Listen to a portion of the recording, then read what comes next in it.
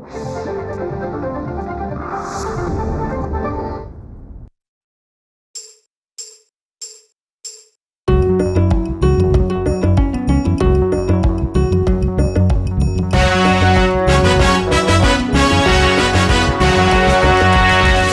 सेवा सकलांची हा एक ध्यास अनिवार्य. किती संकटे आली तरीही करतो आम्ही पार.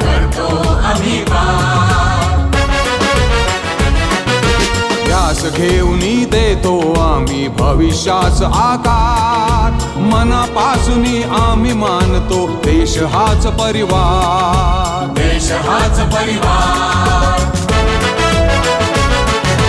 विकास साधावया जनांचा आहो आम्ही तयार. राष्ट्र निर्मितीसाठी झटतो आम्ही शिलेदार. आम्ही शिलेदार.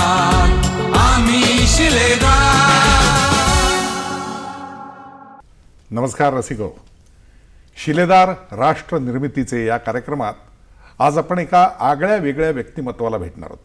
आगळ्या वेगळ्या म्हणण्याचं कारणच असं, विदर्भाच्या मातीमध्ये जन्माला आलेलं हे व्यक्तिमत्व, पण आजही बघाल तर अत्यंत उत्फुल्ल आणि फुटलेलं कापसाचं बोंड जितकं प्रतिभावान दिसतं ना, तसंच हे व्यक्तिमत्व आहे.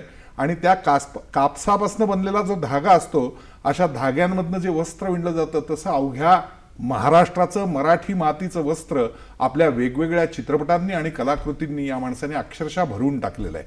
आपण भेटतोय ज्येष्ठ दिग्दर्शक, मराठीतील एक खूप मोठे सामाजिक कार्यकर्ते, अनेक विषयांची जाण असणारं एक अभ्यासू व्यक्तिमत्व, आदरणीय राज दत्त यांना. दत्ताजी नमस्कार. इतकं बहुआयामी व्यक्तिमत्व आहे दत्ताजी आपलं की नक्की काय आपल्याशी बोलावं असा प्रश्नच मला सारखा पडत होता. कारण एकीकडे पत्रकारितेचा विषय घेतला तर त्याच्यात तुम्ही काम केलेलं आहे, ज्याचे संस्कार आमच्यावर लहानपणापासून झालेत आणि नंतर प्रत्यक्ष तुम्हाला दिग्दर्शन करताना आम्ही जवळनं ज्यावेळेला पाहिलंय, त्यावेळेचं तुमचं ते बहुआयामित्व, तुमचा प्रत्येक गोष्टीवरती असलेला स्वतःचा ठसा, प्रभुत्व, या सगळ्याविषयी इतकी सरमिसळ प्रश्नांची मनात झाली आहे. मला प्रश्न एवढाच पहिला विचारायचा आहे की त्यावेळेला विदर्भामध्ये तिकडे कुठेतरी, की ज्यावेळेला मुंबईमध्ये चित्रपटसृष्टी आणि कोल्हापुरात फुललेली होती, पुण्यात होती, अशा काळात विदर्भात तुम्ही तिकडे जन्माला आलेले, हे चित्रपटांची ओढ निर्माण कशी झाली नक्की? मनात खरं म्हणजे फार नंतर आलं. कारण विदर्भात अशा तऱ्हेचं स्वप्न बघणं हेही अशक्यच होतं.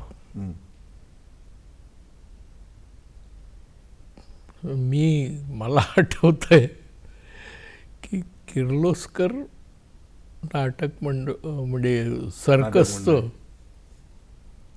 कार्लेकर, किर्लोस्कर नाही, कार्लेकर ग्रँड सर्कस ही पाहिल्यानंतर वय सांगता येत नाही, शाळेत जात असेन नसेन, तर त्यातला रिंग मास्टर व्हावं हे स्वप्न होतं आयुष्यात. वा, क्या बात. त्यामुळे चित्रपट आणि त्याचा दिग्दर्शक काहीही डोक्यात मनात सुद्धा आलेलं नाही. कुठंतरी शालेय जीवनातच झाली असं तुम्ही जे म्हणताय, कदाचित जात असेल नसेल, पण ते कळतं वय होतं जेव्हा तुम्ही सर्कस पाहिलीत ती पहिल्यांदा. पण मग तिकडे न जाता पत्रकारिता हा विषय कुठनं डोक्यात आला एकदम उमेदवारीच्या काळात? नाही, पत्रकारिता ही सुद्धा थोडी अकल्पितच माझ्या मनात कुणी गतिराव माडखोलकरांनी रुजवली. अरे वा. म्हणजे तो मजेदार किस्सा आहे. शाळेची ट्रिप चाललेली होती. बर. वर्ध्याहून बल्लारशाह, दगडी कोळशाच्या खाणी पाहिला. आता काय पाहायला जातोय याच्याशी महत्त्व नव्हतं, ट्रिप होती आणि आज आपल्याला शाळा नाही, सुट्टी आहे, शनिवार असू दे, या आनंदात आणि सगळे मित्रमंडळ. पहाटे लवकर उठलो, 6:30 का 6ला गाडी होती, ट्रेन, डबे तयार वगैरे वगैरे, आणि स्टेशनवर गेलो आणि तिथं एकमेकांची टिंगल टवाळी. तुझ्या डब्यात काय आहे ते मीच खाणार. साधारण कल्पना असते की दुसरा काय आणणार आहे आणि माझी आई काय देणार आहे. तर आज ती संधी आहे वगैरे अशा तऱ्हेने आणि टिंगल टवाळीत आम्ही निघालो होतो. पोचलोही, तिथे गेलो. आजच्यासारखे त्याला लिफ्ट्स नव्हत्या. पायानीच सरकत सरकत थोडा उतार असं खोलपर्यंत जायचं. तिथे दिवेही नव्हते पलिते लागलेले. त्या अंधारातनं चालत चालत पुढे जायचं. ते पाहायचं दगडी कोळसा तो कसा चिरतात, फोडतात, बाहेर आणतात. फार काही त्यात वाटलं नाही. ट्रिपला आलो आहोत त्याचा आनंद जास्त. हां, म्हणजे प्रकाशातही आणि अंधारातही तो आपण एकमेकांचं टिंगलटवाळी करत बाहेर येताना ज्यावेळा बोगद्याच्या जवळपास आलो, उजेड पडायला लागला चेहऱ्यावर. तर आपला चेहरा काही आपण कधीच पाहत नसतो, दुसऱ्याचे चेहरे आपण निरखतो. तेव्हा ते हसायला लागलो आम्ही एकमेकांकडे बघून, कारण त्याच्या तोंडावर काळं हे काय आहे ते भानही नव्हतं. यायचंही कारण नव्हतं की आपलंही तसंच काही झालं असेल. त्यामुळे दुसऱ्याकडे पाहून अरे याचं जरा कमी आहे, त्याचं तर जास्तच चांगलं आहे. म्हणजे ते मिशा याच्या अगदी खूपच भरदार झाले आहेत वगैरे असं वाटायचं वगैरे. असं चाललेलं असताना बाहेर आल्यावर हे ते लक्षात आलं थोडंसं.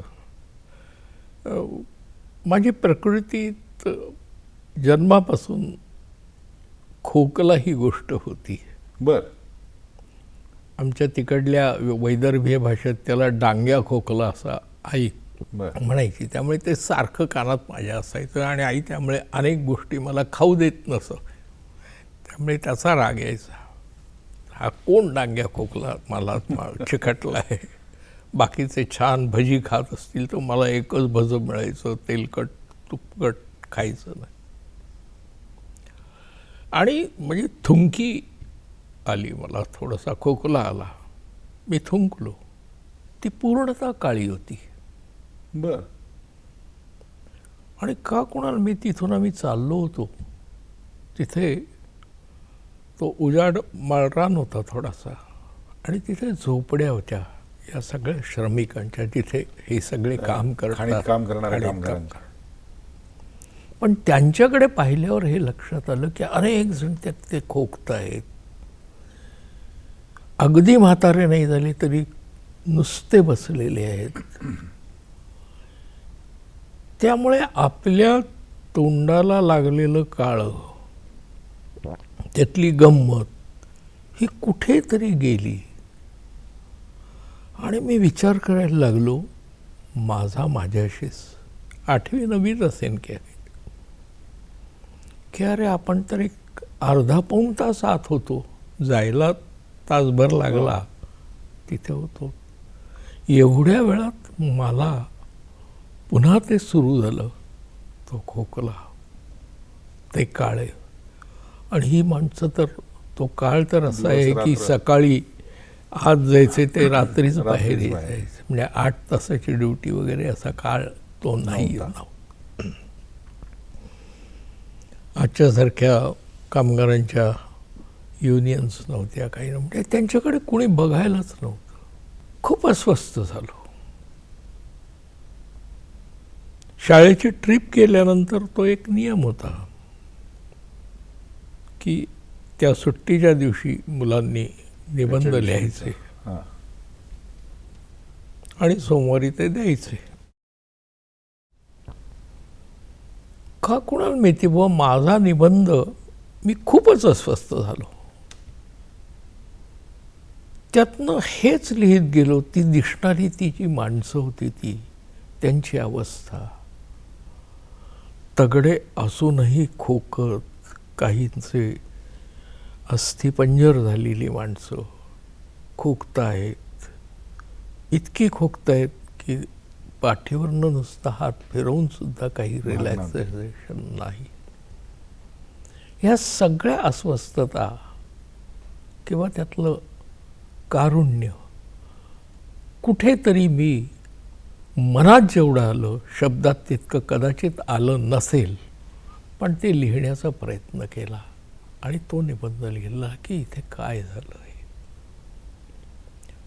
झालं असं की एक दिवसानंतर ते सगळे पेपर्स गठ्ठा सर घेऊन यायचे आणि आम्हाला उभं करायचे, बोलवायचे एकेकाला, कुणाला किती मार्क्स काय वगैरे. असं ABC वगैरे असं नव्हतं त्यावेळा, मार्क्स होते. माझा नंबर घेतल्यानंतर त्यांनी माझ्या हातात तो कागद दिलाच नाही, म्हणजे वही ती दिली नाही, उभा राहून तिथे. मी आणखीन अस्वस्थ, मला वाटलं काहीतरी चुकलं आहे, आपलं निबंध चुकला आहे, व्याकरण चुकलं आहे. कारण आमची बोलीभाषा वेगळी होती आणि शाळेतल्या निबंधात लिहायची भाषा वेगळी असते. ते म्हटलं काहीतरी बहुतेक बराच घोटाळा झाला, नाही तर इतकं उभं केलं नसतं वगैरे. आणि मग सरांनी सगळ्यांचं देऊन झाल्यावर मला म्हणले तुझा निबंध तू वाच. मग लगेच एकदम ते म्हणले नाही नाही थांब मीच वाचतो. आणि त्यांनी तो निबंध वाचायला घेतला, तो वाचलाही. आणि मग मुलांना त्यांनी प्रश्न केला की तुमच्या मनात असं कधी का आलं नाही, आपण कशा करता गेलो होतो, काय पाहायला गेलो होतो, तुम्ही फक्त एकमेकांची टवाळी कशी गेली, खाल्लं कसं, टिंगल कशी केली, गाडीमध्ये भेंड्या कशा म्हटल्या, खेळ खेळले, तिथे गेल्यावर कसं हे झालं, हे सगळं प्रत्येकाने लिहिलेलं आहे. फक्त काहींनी थोडंसं जंगलाचं वर्णन चांगलं केलं, काहींनी थोडंसं केलेलं आहे, पण हे असं वेगळं आहे. त्यानंतर काय झालं की एक 8-15 दिवस गेलेले असतील मध्ये, आणि मला सरांनी एक पत्र दिलं की हे, कारण त्यांनी म्हणजे हे सगळं क्रेडिट सरांना जायला पाहिजे. बाकरे त्यांचं आडनाव होतं सरांचं. तो निबंध त्यांनी त्यावेळचं जे नागपूरचं तरुण भारत होतं तसे गत्र्य माडखोलकर, मोठे साहित्य, फारच मोठे साहित्यिक, त्यांना पाठवलं होतं. तर त्यांचं ते पत्र आलं होतं की या मुलाला कधीतरी नागपूरला आला तर ऑफिसमध्ये यायला सांग. ते पत्र मी वाचल्यावर मनात आलं, कारण माझी कन्सेप्ट अशी होती रेल्वेबद्दलची की ती माझ्या बापाचीच गाडी आहे. माझे वडील रेल्वेत होते आणि तिकीट कलेक्टर होते, त्यामुळे मला तिकीट कधी काढावं, गाडीत जायचं वडिलांच्या बरोबर, एवढं ठाऊक होतं. आणि खरंच एक दिवशी आम्ही वडिलांच्या बरोबर, वडिलांना मी ते दाखवलं, ते म्हटलं अरे उद्याच जाऊ, मला जायचंच आहे, तुला सुट्टी असेल तर तुलाही घेऊन जातो. गेलो होतो तेव्हा त्यांनी सांगितलं एवढंच की अरे असं तू लिहिलंस, ही कशी प्रेरणा मिळाली तुला, काय झालं, तुझ्या घरातलं वातावरण काय आहे, कार्ल मार्क्स तू किती वाचला आहेस. तो कार्ल मार्क्स हा शब्दसुद्धा मला नवीनच होता. म्हटलं काय कार्ल मार्क्स म्हणजे काय. त्यांनी सांगितलं काम करणारी माणसं, कष्ट करणारी माणसं, यांच्या जीवनात त्यांच्याबद्दलच्या आपुलकीतनं त्यांनी लिहिलेलं. तर तसं वातावरण तुझ्या घरातलं आहे का. म्हटलं नाही असं काहीच नव्हतं. BCom झाल्यावर त्यावेळेचं आमच्या दृष्टीने फार मोठं शिक्षण, म्हणजे मॅट्रिकनंतरच खरं तर सोडायचं असतं, पण तरीही वडिलांनी प्रयत्न केलं. वर्ध्यालाच कॉलेज होतं, त्यांनीच तो प्रयत्न केला की आता बदल्या झाल्या कारण पूर्वी माझं सारं शिक्षण एक वर्ग या गावाला, एक वर्ग दुसऱ्या गावाला, बडनेरा, पण ते अकोला, वडिलांच्या बदलीमुळे बदलीमुळे ते होत असे. ते वडिलांनी थांबवलं. ते म्हणले आता बदली झाली तरी मी जाईन, तू तुझी एका आई जागी. एका जागी राहा इथे. त्यातनं कॉमर्सचं शिक्षण त्या काळामध्ये वर्ध्याला हा. कॉमर्स कॉलेज होतं, एकमेव होतं विदर्भातलं. तिथे शिक्षण झालं. अशा तऱ्हेने शिक्षण घेत राहिलो, पण असं मनात काही नव्हतं माझ्या. आणि तिथून मग मला असं वाटलं की आता कॉमर्सचं हे शिक्षण झाल्यावर नोकरी करण्यापेक्षा आपण पत्रकारिता करावी. बर. कारण त्याच्या आधी लिहित राहा असं जेव्हा त्यांनी म्हटलं, त्यानंतर मी खरोखर लिहित होतो. पण लिहित होतो म्हणजे मला साहित्य वगैरेशी असा माझा काही ओढा किंवा लिहावंसं असंही नाही वाटलं. उर्मितनं जे वाटत हां, होतं ते लिहित होतं. पत्रकारिता या पद्धतीचं लिहित होतो. बर. चित्रपट या क्षेत्राकडे जाण्यासाठी म्हणजे जसं लोक काही बातमी म्हणून कव्हर करायला जातात किंवा अशा याच्यातनं चित्रपटाशी संबंध आला का काही वेगळ्या कारणाने? परीक्षा संपली होती बर. आणि परीक्षा संपल्यानंतर आता रिलॅक्स आपण चैन करायची. तर चैनचा अर्थ आमच्या वैदर्भीय भाषेमध्ये हॉटेलात जायचं. आलूबोंडा, तुम्ही ज्याला बटाटे वडा म्हणता, ते आलू बोंडा किंवा मिसळ खायची हा. किंवा दोन्हीही खायचं आणि एक सिनेमा पाहायचा. बर. ही चैन. म्हणजे आमच्या आयुष्यामध्ये चैन या शब्दाचे अर्थ इथपर्यंतच मर्यादित. होते. आम्ही सिनेमा पाहायला गेलो आणि जाताना, आता हे मी कॉलेजमध्ये होतो त्यावेळेला, त्यामुळे नाही म्हटलं तरी त्यात काही विषय हे टिंगल टवाळीचे आणि त्या वयपरत्वे आणखीन काही थोडेसे असे सगळेच होते.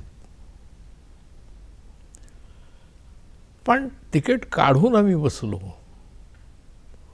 आणि 10 मिनिटानंतर कुणीच कोणाशी बोलेना. नाहीतर पूर्वी असं व्हायचं की आम्ही एकमेकांची आई लेका तुला याबद्दल असं झालंय, तू हो असा जायचं वगैरे, असं जे चालायचंच काहीतरी एकमेकांशी कोपरखळ्या देणं, कॉमेंट्स किंवा कोपरखळ्या मारणे. ते काही झालं नाही. मध्यंतरात कुणीही आलूबोंडा खायचं याच्यासाठी उठलं नाही. बर. म्हणजे मीच नाही तर आम्ही जे चौघ-5 जण असू त्यावेळेला. इंटरव्हल झाला, संपला, पुन्हा सुरू झाला. आणि चित्रपट संपल्यानंतर सुद्धा पुढली 10-15 मिनिटं आम्ही एकमेकांशी सुद्धा नीट बोललो नाही. बर. इतका तो प्रभाव होता. तो चित्रपट होता राजाभाऊंचा. बर. एक शाळा मास्तर, त्याचं जीवन आणि मुलांनी त्यांना कुठेही समजून न घेणं आणि त्यांना स्वतःचं आयुष्य पुन्हा त्याच रखडत खरडत काढावं लागतं, असा तो चित्रपट होता. इथे कदाचित मला असं वाटतं की ती बीज माझ्या मनात रुजली की काय प्रभावी आहे. म्हणजे इतकी भाषणं, पुस्तकं वाचवणं, अमकं, यापेक्षा 1.5-2 तासाचा सिनेमा पाहिला सगळं आणि इतका अस्वस्थ आपण होऊ शकतो. इथे मला या मीडियाची हे जाणवली. कदाचित असं वाटतं माझं मला. हे आकर्षण इथपर्यंत ठीक आहे किंवा असं अस्वस्थ करून गेलं वगैरे, आपण ह्या पद्धतीचं काही करू शकू असा आत्मविश्वास कुठून आला? नाही बुवा, आपण काही करू हा वाटलंच नाही. बर. पण कुठेतरी त्याला ओढ म्हणा, लालूच म्हणा, काहीही म्हणा, हे आलं ते थोड्या अशा माझ्या वेगळ्या एका मूडमधनं आलं.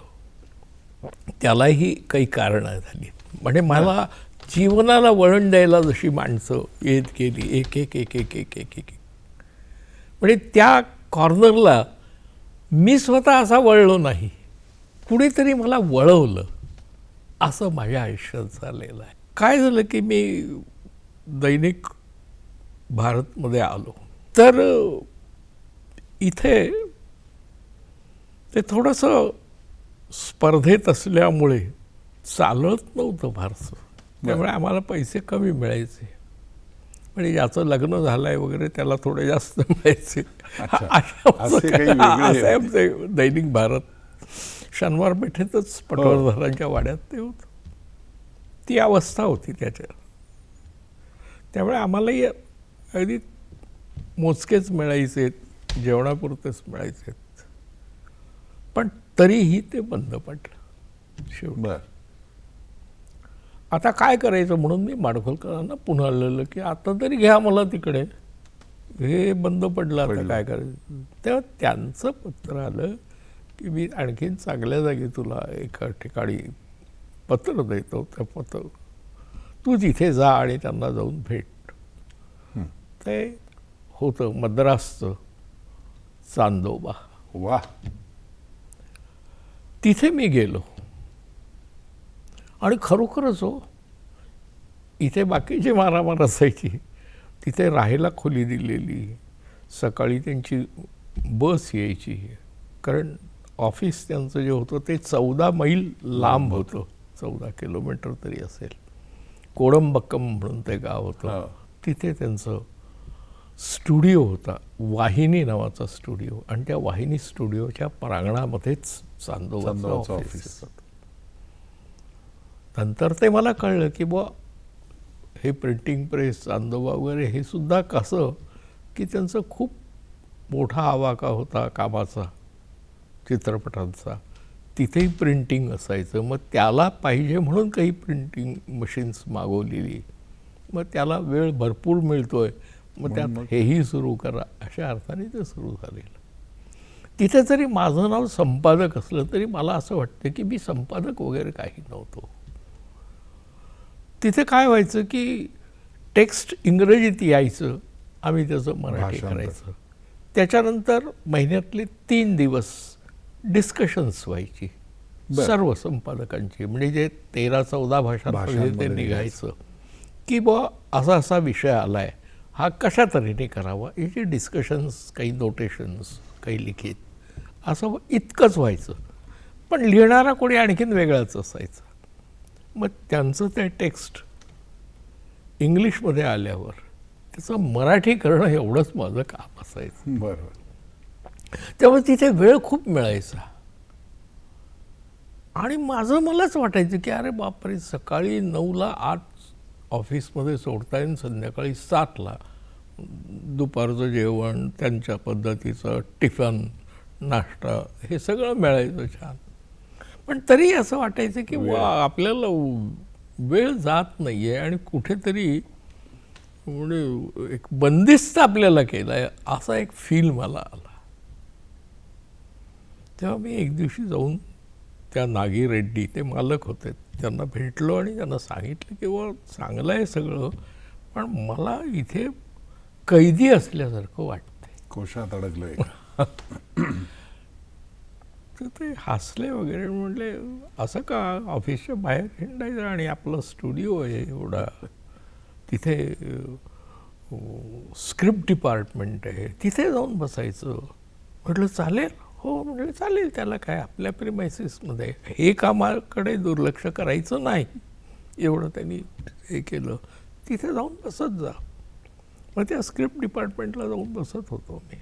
तिथे ते ऐकत असे डिस्कशन. तोपर्यंत तामिळ थोडीशी समजूही लागली आणि थोडंसं बोलूही लागलो होतो. काही शब्द, वाक्य नाही, पण शब्द बोलू लागलो होतो. अशा काळामध्ये काय झालं की राजाभाऊ परांजपे तिथे एका चित्रपटासाठी आले होते. बरं.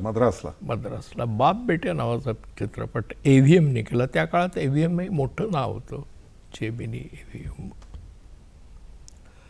तर महाराष्ट्र मंडळामध्ये त्यांची भेट झाली. त्याच्याही आधी एकदा नागपूरला झाली होती. त्यांच्या हस्तेच मी, जसं माझ्या बाबतीत असं होतं की अभिनय हा शब्द थोडासा माझ्या दृष्टीने अवघड आहे, पण मेळ्यात काम करणं, भाग घेणं. पण भाग घेणं म्हणजे अगदी तो पडदा ते काही दोरीने ओढायचा नसतो मेळ्यात वगैरे, म्हणजे जे हाताने घरगुती घेऊन पळायचं. हाताने ओढायचा, काही कामं करायची, असं सगळं आम्ही मेळ्यात काम करायचं. मग काही वेळा वाक्यही मिळायची. म्हणजे इथपर्यंत आनंद लहानपणापासून घेत होतो. थोडाफार कॉलेजमध्ये नाटकांमध्येही भाग घेतला. नाटकांमध्ये भाग घेतला यामध्ये खरं वाटणार नाही माझ्या चेहऱ्याकडे पाहून सुद्धा, मी स्त्री भूमिका सुद्धा केलेली आहे. प्राध्यापक चांदूरकर म्हणून होते, त्यांनी ती दिलेली होती. तेव्हा राजभाऊंची कुठे भेट झाली होती? तर त्याच्या वेळेला त्या नाटकामध्ये त्याला बक्षीस मिळालं. बरं. आणि ते द्यायला तर राजभाऊ काहीतरी नाटकासाठी आलेले होते आणि दुपारी वेळ होता म्हणून त्यांना पाहुणे म्हणून बोलवलं. त्यांच्याच ते घेतलंही होतं मी. पण तिथे ओळख वगैरे काही प्रश्न नव्हता. इथे मी त्याची आठवण दिली त्यांना आणि मग ते म्हणले, अरे तुला एवढा आवड आहे म्हणतोस, मग तू माझ्याकडे ये तिथे. तर मला भीती वाटायला लागली, कारण हा स्टुडिओ वेगळा, तो वेगळा, इथून तिथे ते कसं काय जायचं. मग ते विचारायला गेलो. तर नागीरेड्डींनी सांगितलं, ठीक आहे म्हणले, माझ्या कामाकडे जर दुर्लक्ष करणार नसाल तर तिथे जा. आणि अशा अर्थानं AVMचं ते पाहिला काम, म्हणजे तोवरपर्यंत स्क्रिप्ट डिस्कशन इथपर्यंतच पोहोचलो होतो. इथे चित्रीकरण हे म्हणजे तिथे कुठेही मला काही हे नव्हती. म्हणजे 5-6 नंबरचा मनुष्य मी कार्य तिथला असिस्टंट म्हणून, असिस्टंट हाही शब्द नव्हता, मी आपला येत होतो तिथे. आणि ते झाल्यावर मात्र राघवनी सांगितलं की मला हे मद्रास फारसं काही आवडत नाही कुठलं, आणि हिंदीही आवडत नाही. माझं आपलं मराठी चांगलं आहे, त्यात मला आनंद वाटतो, मी तेच करतो. आणि त्यात त्यांनी मला विचारलं की तू येतोस का माझ्याबरोबर. बरं. आता खरी पंचायत राहिली होती की चांदोबातलं हे सोडायचं आणि पुण्यात यायचं, काय करायचं. म्हणून मग 2 पत्र लिहिली. एक पत्र वडिलांना लिहिलं आणि दुसरं मी शिशु अवस्थेपासनं संघ स्वयंसेवक होतो, म्हणजे त्यांचेही विचार, आज्ञा पालन हा रुजलेला माझ्या मनावरचा संस्कार होता, जसं घरच्या आईवडिलांचं तसं असतं. त्यामुळे तिथेही पत्र लिहिलं. आमच्या वर्धा जिल्ह्याचे त्यावेळा संघचालक होते आप्पाजी जोशी म्हणून, त्यांना. वडिलांचं पत्र आलं, ते आजही मला खूपच भरून येतं त्या अर्थाने की त्या काळामध्ये, त्या अवस्थेमध्ये, कारण माझ्या वडिलांना मी ज्यावेळा या क्षेत्रात गेलो त्यावेळा त्यांच्या वैदर्भीय भाषेत त्यांचे मित्र त्यांना म्हणायचे, का बे तो पोट्ट शिकलं नाही का, सिनेमात गेला. म्हणजे मुलगा सिनेमात गेला त्या काळामध्ये, याचा अर्थ तो वाया नुसता नाही तर तो शिकला सुद्धा नाही, म्हणून तो तिकडे गेला. म्हणजे नाटकात आणि सिनेमात ही अशीच माणसं जातात, अशी कन्सेप्ट होती विदर्भामध्ये. पण वडिलांनी मात्र लिहिलं की तुला काय वाटतं ते आता तुझं तू ठरव. वा. पण माझ्याकडनं मनी ऑर्डरची अपेक्षा करू नकोस. बर. कारण तिथे शिकायला जातो म्हटल्यानंतर आता पुण्याचा राहायचा, जेवायचा जो काही खर्च येईल तो तुझा तू निभाव, तो तुला करता येत असेल तर तू कर, माझ्याकडनं मात्र अपेक्षा करू नकोस. आणि आप्पाजी जोशींच्या तिथे त्या दिवशी असावेत, तो योगायोग असेल, बाळासाहेब देवरस बसलेले होते. बर. तेही काही संघचालक नव्हते, गुरुजीच होते, तो काळ आहे तो. की अरे यांनी हे पत्र का लिहिलं बुवा, मी या क्षेत्रात जाऊ का, असं पत्र मी त्यांना लिहिलं होतं. तर बाळासाहेबांनी ते हातात घेतलं, कार्ड मी लिहितो म्हणजे बर. त्यांनी लिहिलं. ते पत्र आजही माझ्याकडे आहे. अरे वा. त्या पत्रात 2च ओळी होत्या. तू हा प्रश्न का केलास? बर. संघ स्वयंसेवकांनी कुठल्याही क्षेत्रात जावं, वा, खरं आहे. पण मी संघ स्वयंसेवक आहे हे कधीही विसरू नये. संपलं. दत्ताजींचा हा प्रवास आणि त्याविषयी पुढे जाण्यापूर्वी दत्ताजी, एका खास व्यक्तीने तुमच्याशी काही संभाषण केलंय, बाबा, तर तेवढं बोलूया. तुम्ही कधी फार घरी नसायचात आमच्या लहानपणी. मला आणि ताईला तुम्हाला जास्ती वेळ देता नाही आला तुमच्या कामामुळे. मला त्याची कंप्लेंट पण अजिबात नाही हा. कारण आई नेहमी आम्हाला सांगायची लहानपणी की तुमचे बाबा खूप मोठे डायरेक्टर आहेत आणि खूप काम करतात, खूप मेहनत करतात, मग त्यांना बाकीच्यांसारखा वेळ नाही देता येत तुम्हाला. पण जे काही छोटे छोटे क्षण तुमच्याबरोबर मिळालेत, म्हणजे तुम्ही कधी कधी रात्री खूप उशिरा घरी यायचात आणि तुम्ही रोज घरी येतातच असं नसल्यामुळे कधी कधी घरातला स्वयंपाक संपलेला असायचा. मग तुम्ही स्वतः उभं राहून पिठलं करायचात, तव्यावरचं पिठलं. त्या पिठल्याची टेस्ट इतकी सुंदर असायची जी माझ्या आजही तोंडावर आहे. आणि मग ते रात्री माझं जेवण झालेलं असताना मी तुमच्या ताटात बसून परत पिठलं खायचे. किंवा कधीतरी एखाद दिवशी सुट्टी मिळाली आहे आणि तुम्ही मला आणि ताईला घेऊन जुहू बीचवर आलायत आणि आपण तो समुद्रात वाळूचा किल्ला बनवलाय, तो मला अजून आठवतो. कधी कधी शाळेच्या गॅदरिंगला माझा एखादा डान्स बघायला तुम्ही आलेले असायचात आणि मी खूप उत्सुकतेने वाट बघत असायचे आणि मग तुम्ही सांगायचात, नाही नाही मी आलो, तर मी मागे उभं राहून डान्स बघितला तुझा, मस्त वाटायचं एकदम. मग पुढे कॉलेजला गेल्यानंतर जेव्हा तुम्ही कॉलेजचं माझं जे टायमिंग असायचं सकाळचं आणि जेव्हा तुम्ही त्या टायमिंगला घरी असायचं तेव्हा मला नक्की तुमच्या MAT-वरून कॉलेजला सोडायला यायचं. आणि मग नंतर जेव्हा मी एडिटिंग शिकायला सुरुवात केली तेव्हा तुमच्या मागे MAT-वर बसूनच मी एडिटिंगला जायचे आणि यायचे. त्या खूप छोट्या छोट्या आठवणी. मी खूप मजा धमाल केली, एन्जॉय केलं ते MAT-वरून तुमच्या मागे फिरणं. बाकी तुमच्या बरोबर शिकणं ही धमाल अजिबात नव्हती, कारण प्रचंड मेहनत आणि शिस्त आणि खूप हार्डवर्क, त्यामुळे ती काही धमाल नव्हती. पण त्यामुळे खूपशा गोष्टी शिकता आल्या, पुढे जाऊन त्याचा अर्थात उपयोग झाला. आणि तुमचं नाव जे माझ्या पाठी नेहमी आहे त्याचा मला इनडायरेक्टली खूप उपयोग सगळीकडे झाला. कारण मी न सांगताही मी जिथे नवीन काम शिकायला का होईना, पण मी जिथे जायचे ना तिथे ऑलरेडी हे पोचलेलं असायचं की ही राजदत्तांची मुलगी आहे. आणि मला खूप रिस्पेक्ट मिळायचा, खूप आदराने लोक वागायचे माझ्याशी की एवढ्या मोठ्या डायरेक्टरची ही मुलगी आहे. तर तुम्ही कमावलेल्या गोष्टींचा मला असा इनडायरेक्टली उपयोग झाला आणि मला माझ्या कामात पुढे जायला ते खूप बरं पडलं. आणि आजही अशा गोष्टी आहेत, आजही तुम्ही मला स्वतः स्वयंपाक करून रोज डबा करून देता, जी माझ्यासाठी खूप मोठी गोष्ट आहे. मला म्हणजे काय वाटतं ते सांगता येत नाही. खूप इनोव्हेटिव्ह पदार्थ तुम्ही रोज बनवत असता आणि मला देत असता ते, आणि खूप प्रकार देत असता, 4-4, 5-5 प्रकार देता डब्यामध्ये, जे मला वाटत नाही फारसे कोणी बाबा करत असतील आपल्या मुलींसाठी. तुमच्यातला स्वभावातला मोठेपणा, माणूस म्हणून असलेलं मोठेपण आणि साधेपणा, मेहनत, चिकाटी, जिद्द आणि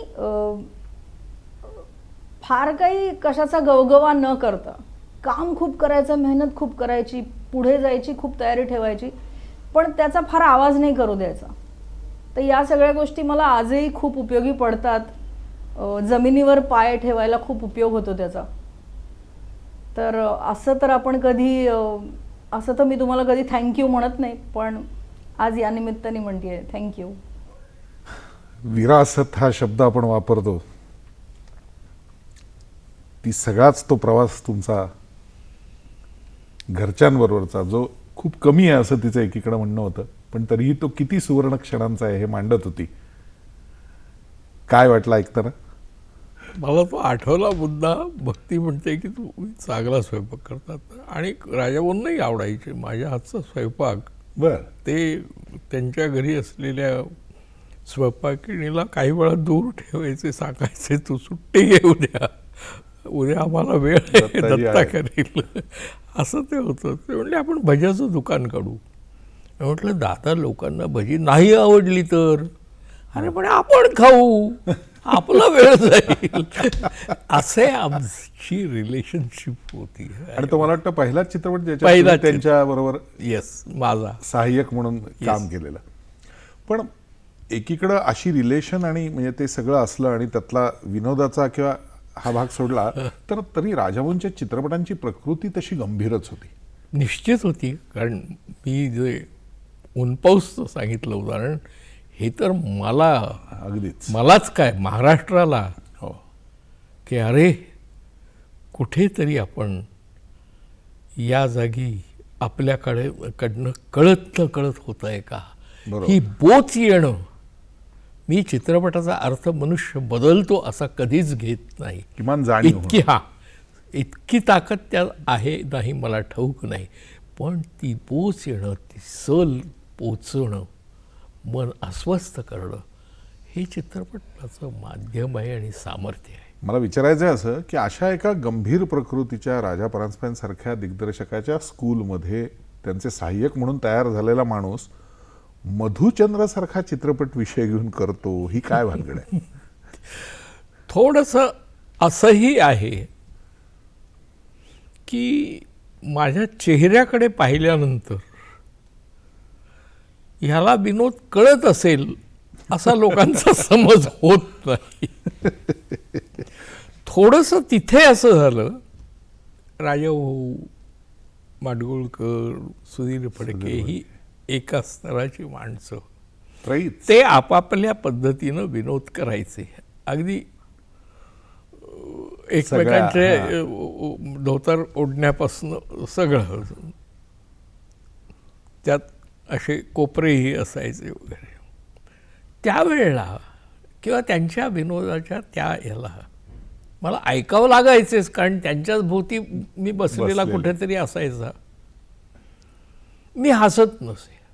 बर मला स्वतःला काय वाटायचं की अहो यांचे एकमेकांना टोप्या घालण्याचे आणि टोप्या उडवण्याचे चाललेले आहेत, आपण त्यात हसायचं म्हणजे त्या माणसाला हसल्यासारखं होईल. मी हसत नसे. हे पथ्य मी पाळत होतो. त्यातनं कदाचित या लोकांचा गैरसमज झाला की हा गंभीर गाढव आहे, म्हणजे रामदासी पंथी आहे, बर टवाळा आवडे विनोद या पद्धतीचा आहे. आणि हा मधुचंद्रसारखा चित्रपट, ती कथा आणि त्यातला विनोद करायला कशाला धजावतोय, बर हे त्यांचं माझ्याबद्दलचं हे होतं की हे तुला पेलवणार नाही, हे सामर्थ्य नाही तुझं. ते वेगळे लोक असतात. विनोदाच्या वाट्याला तू जाऊ नकोस. तू आपलं एखादं गंभीर सासू सुनाचं, आई मुलाचं, प्रेमाचं वगैरे असं कथानक घे, असा तो समज होता. त्यातून ते असं झालं. मधुचंद्रच्या बाबतीत अजून एक तुमच्या आयुष्यातला गमतीशीर भाग येतो, मुद्दाम म्हणजे रसिकांना कळावा म्हणून. तो चित्रपट तुमच्या वडिलांनी पाहिला होता, ज्यांचा खरं तर चित्रपट आणि हे सगळं तुम्ही करताय त्या क्षेत्राशी सुतराम संबंध नव्हता. ती जरा आठवण मुद्दाम. मधुचंद्रची आठवण दोन अर्थाने. एक तर त्यात ज्या ज्या तऱ्हेचा चित्रपट होता त्याला माझ्या वडिलांच्या दृष्टीने फाजीलपणा याच्याशिवाय दुसरा शब्द नव्हता.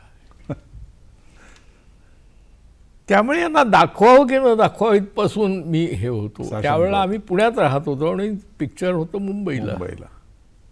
त्यात आणखीन एक गंमत होती की त्यात एक तिकीट कलेक्टरची भूमिका श्रीकांत भोगेने केली. माझे वडील तिकीट कलेक्टरच होते. म्हटलं चुकून त्यांनी त्याचा अर्थ असा घेतला तर माझ्या तोंडातच मारतील याही वयात की तू काय हे रंगवलंयस चित्र. आम्ही काय तिकीट तपासत असताना मुलीवर प्रेम करतो. म्हणजे मला भीती वाटली, पण तसं काही झालं नाही. अगदी पहिल्या दिवशी आम्ही निघालो, प्लाझाहून निघालो, कुठेतरी जवळच एक राहायला गेलो, एक खोली घेतली होती. सकाळी जायचं. मला वडिलांनी प्रश्न केले, काय रे म्हणे कथा कोणाची? म्हटलं ते प्रभाकर तांबणे त्यांची होती कथा, अल्लाह जाने क्या हो. ते तसं का केलंस तू? ती तुला का आवडली? म्हटलं त्याला कारण झालं की राजाहून एक दिवशी आम्हाला लाल बहादूर शास्त्री गेल्याचं कळल्यावर शूटिंग थांबवलं. बर. तेही म्हटले की आज नाही माझ्याच्याने शूटिंग होणार, मला सोडून दिलं. बाकीचे आमचे नेहमीच्या प्रमाणे लोक काही नाही, कुणी झाडाच्या पाराखाली, कुणी मेकअप रूममध्ये पत्ते खेळत आपले बसले. मी मात्र खोलीवर गेलो आणि पुस्तक वाचत बसलो होतो. वाचता वाचता काय झालं की मी एकदम हसायला लागलो त्या पुस्तकातल्या रेफरन्सने स्वतःशीच. आणि एका क्षणी पुन्हा मला हे झालं, भानावर आलं. भानावर की अरे काय आजचा दिवस काय, आणखी तू हे करत हसतोय स्वतः, असं माझं मला वाटलं. आणि हीच एका अर्थाने माझी ती कथा निवडायची ही झाली की एवढ्या एका अवस्थेतनं जर इतकं होऊ शकतं या कथेत, तर ही कथा आपण का करू नये, आपल्याला फायदाच होईल. माडगूळकर बिलकुल स्पष्टपणानं सांगितलं जाईल, तू गाढव आहेस, हे असलं काही मी लिहिणार नाही, तुझ्यासाठी दुसरं कथानक पाहिजे असेल ते लिहून घे माझ्याकडनं, पण हे काही लिहिणार नाही तुझ्यासाठी. असं ते झालं. त्यातून हा चित्रपट काढला. तर म्हटलं तशी ती कथा घेतली होती. मग म्हटलं काय रे ते पटकथा वगैरे काय असतं, ते कोणी लिहिली, त्यांनी लिहिली. त्या पटकथा म्हणजे काय तेही सांगितलं. म्हटलं याचं गाणी कोणी लिहिली, ती माडगूळकरांनी लिहिली. म्हटलं हो. संगीत एन दत्तानी केलं, गायला आशाबाई गायल्यात, हिंदीतले ते गायलेत, असं वगैरे. फोटोग्राफी काय असते, एडिटिंग काय असतं, म्हणून हे सगळं या लोकांनी केलं, कामं त्या लोकांनी केली, तू काय केलंस, हा मला त्यांनी प्रश्न केला. आणि खरोखर त्या क्षणी मला उत्तर देता आलं नाही की मला आजही मला वाटतं की काय करतो दिग्दर्शक.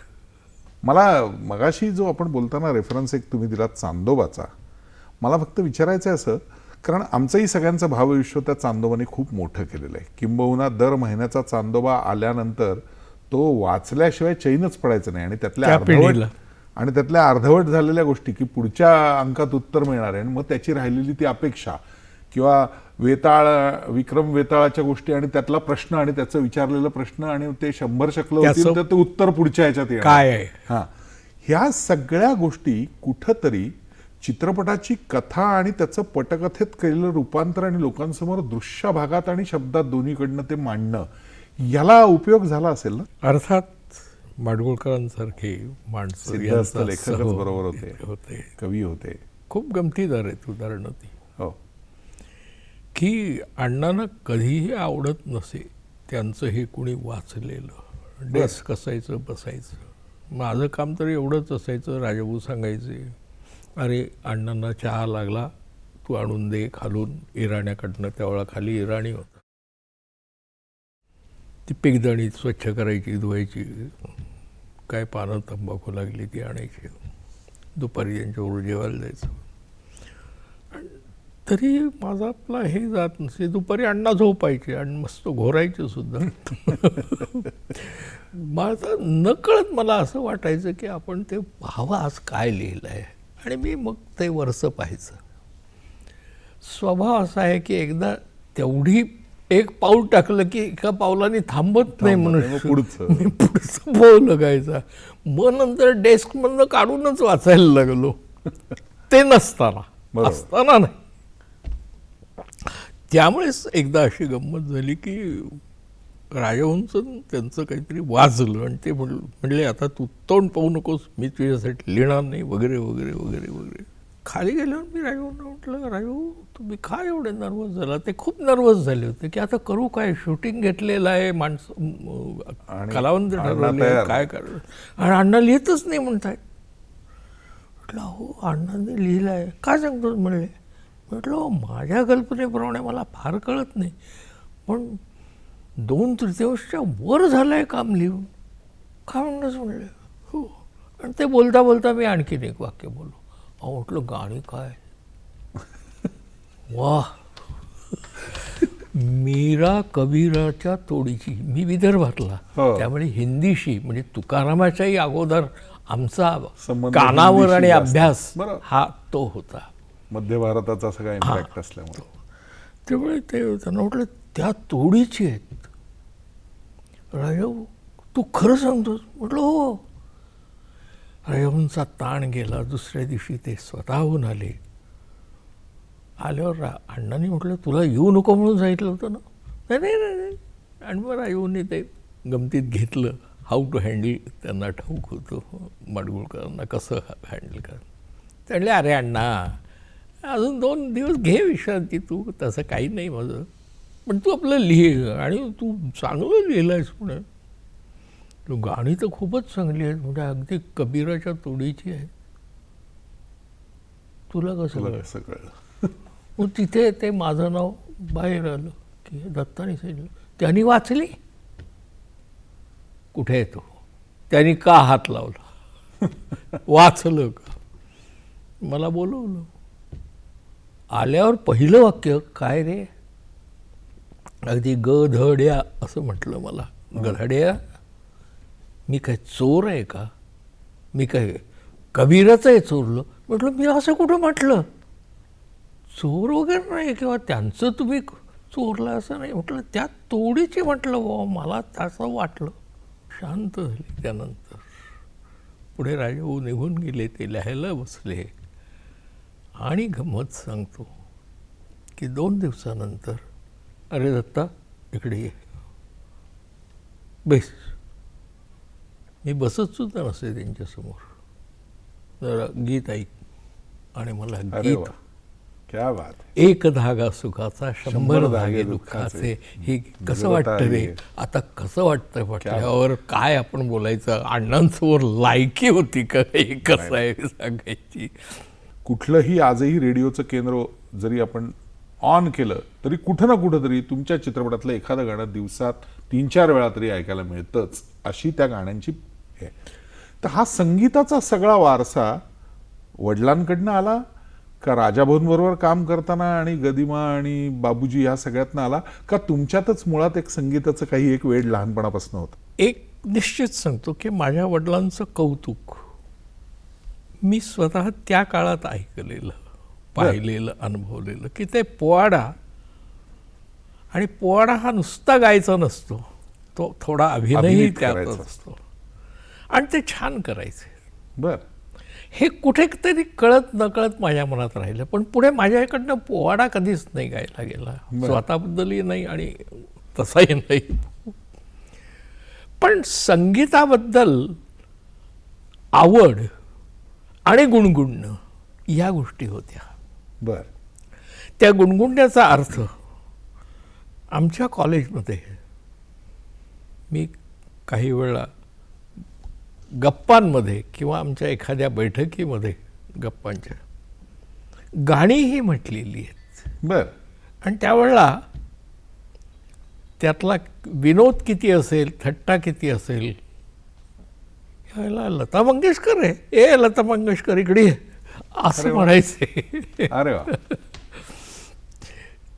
पण खरोखर त्याचं क्रेडिट माझ्या दृष्टीने त्या संगीतकारांनाच आहे. त्या फुलावर संगीतबद्ध झाल्यानंतर त्याच्यावर कदाचित नाही म्हणत मी, निश्चितपणानं की थोडंसं पाणी घेऊन त्याच्यावर शिंपडणं आणि त्याला आणखीन तजेलदार करणं हे काम मी करतो. आणखीन एक वेगळा प्रश्न विचारावा वाटतो. माणूस एका विशिष्ट उंचीवर कुठल्याही क्षेत्रामध्ये पोहोचला की सहसा त्यानंतर तो खालच्या पायरीवरती परत यायला तयार नसतो. पण तुमच्याच चित्रपटामध्ये माफीचा साक्षीदार, राघू मैनामधनं काम केलेला आणि आता खऱ्या अर्थाने लोकांच्या गळ्यातला ताईत बनलेले नाना पाटेकर अभिनेते. नानांनी जेव्हा स्वतः चित्रपट दिग्दर्शित करायचं ठरवलं प्रहारसारखा, मला अजूनही आठवत आहे, त्यासाठी ट्रेनिंगला मुलांना पाठवलं, स्वतः ते ट्रेनिंग त्यांनी मराठा लाईट इन्फंट्रीचं बेळगावला घेतलं. त्यावेळेला तुम्ही ज्याला नट म्हणून पुढं आणलेलं आहेत, ज्याला वेगळ्या संधी दिलेल्या आहेत तुमच्या चित्रपटात सुरुवातीच्या उमेदीच्या त्याच्या काळात, अशा नटाला तो दिग्दर्शक बनत असताना प्रमुख सहाय्यक म्हणून तुम्ही भूमिका स्वीकारली होती. तर हे कसं काय? याचं निश्चित कारण असं होतं की मी तिथे राहिलो असतो तर तिथे एक वातावरण पसरलं असतं की यांची मदत घेऊन आणि नाव हा आपलं देतोय, हेही मला नको होतं. आणि कुठलीही गोष्ट ती नानांनीच समजावून सांगावी, मग ती कॅमेरामनला असेल, आर्टिस्टला असेल, लेखकाला असेल किंवा सहाय्यक अभिनेत्याला असेल, हे नानांनी सगळं करावं. मी माझी भूमिका सहाय्यक दिग्दर्शकाची ठेवेन, पण मी तिथे राहीन, कारण मलाही हे वाटतंय तुझ्यासारख्याने दिग्दर्शक व्हावं. त्या अर्थाने मी तिथे राहिलो. चित्रपटात दिग्दर्शक म्हणून काम केलं, तसं अभिनय म्हणून काम करावं असं तुम्हाला कधी का वाटलं नाही? आणि आम्ही तुमचं एक क्रांतीवीर मधलं एक थोडंसं दर्शन ते नानाच्या चित्रपटातलं पाहिलं, तर फारसं कधी अभिनयाचं तुमच्या दर्शन दिसलं नाही. तर याच्या मागची भूमिका काय? एकतर थोडंसं राजाहूंचा नंतरचा काळ मी बरोबर होतो, म्हणजे मी दिग्दर्शक झाल्यावरही राजाहूंनी जे जे चित्रपट केले त्यात सहाय्यक म्हणून मी होतोच. आणि राजाभाऊ दोन्ही गोष्टी करत असत, अभिनय करत असत, दिग्दर्शकही असत. आणि माझं मला कळून चुकलं होतं किंवा मी स्वतःहून ठरवलं होतं की हे दोन्ही मला पेलणार नाही, एका वेळेला एक गोष्ट पेलवेल. म्हणून मग दिग्दर्शन करताना मी कधीही मी त्यात माझं स्वतःला घुसवून आर्टिस्ट झालो नाही. मला खरं सांगायचं तर वेगळ्या अर्थी सारखं असं वाटतंय दत्ताजी की आपण राजदत्त या नावाने दिग्दर्शक म्हणून तुम्ही मोठे आहात, पण तुमचं आडनाव आहे ना, ते तुमच्या बोलण्यापासून तुमच्या व्यक्तिमत्वात आहे, मायाळू. आणि ते आईचंच एक वेगळं रूप आहे, म्हणूनच तुम्हाला कदाचित हे सगळं भावत असावं आणि करावंसं वाटत असावं. 85 वर्षाच्या या प्रवासात एवढं सगळं करूनही अजून इतकं करायचं राहून गेलंय, असं फार कमी लोकांच्या बाबतीत म्हणजे असं अनुभवायला येतं की त्यांना अजून करायची उर्मी असते आणि राहून गेले असं एक खंत मनात सातत्याने असते. आता मागे वळून बघताना काय वाटतंय आत्ताच्या या टप्प्यावरती? मला असं वाटतं की तो एक लढा होता किंवा ते एक गाणं होतं. आता भैरवी आहे, ही भैरवी सुद्धा लोकांना रिझवावी, वा, ऐकावी, तृप्त व्हावं, आनंद घ्यावा, असं पुढलं माझं आयुष्य जावं. हे उत्तरच फार सुंदर आहे रसिको. अर्थात त्यांनी संगीताचं मला फार ज्ञान नाही, पण मी ऐकायचो असं म्हणलं असलं तरी जो शब्द वापरला आहे तो फार महत्त्वाचा आहे असं माझं मत आहे. ते म्हणले की ही भैरवी सुद्धा सुरेल व्हावी, लोकांनी ऐकावी असं वाटतंय. ज्यांना रागदारीतलं कळतं त्यांना हे निश्चित माहिती असेल, भैरवी हा संपूर्ण राग मानला जातो. आणि म्हणून मैफिलीच्या शेवटी तो गातात अशी जरी प्रथा असली तरी खरं सांगायचं तर तो कधीही गाता येतो असा पूर्ण वेळाचा राग आहे. म्हणजे आजही वयाच्या 85ला ते सर्व स्वरांना घेऊन आणि सुरांना घेऊन ती भैरवी लोकांसमोर आणू इच्छितात, असं हे व्यक्तिमत्व. खरंच दत्ताजी, तुमच्या या सगळ्याच प्रवासाला मनापासून मी नमन करतो, सर्व रसिकांच्या वतीने नमन करतो. जे तुम्ही आम्हाला रिझवलंत आजपर्यंत, असंच पुढच्याही काळात तुमच्या या उर्मीतनं तुम्ही रिझवत राहाल, अशीच नटेश्वराच्या चरणी मनापासून प्रार्थना करतो. तुम्हाला दीर्घायुष्य लाभावं, जे जे मनात आहे त्यातलं अजून जे शक्य असेल ते तुम्ही पूर्ण करावं, अशी अपेक्षा या निमित्ताने व्यक्त करतो आणि हा सुसंवाद इथेच थांबवतो.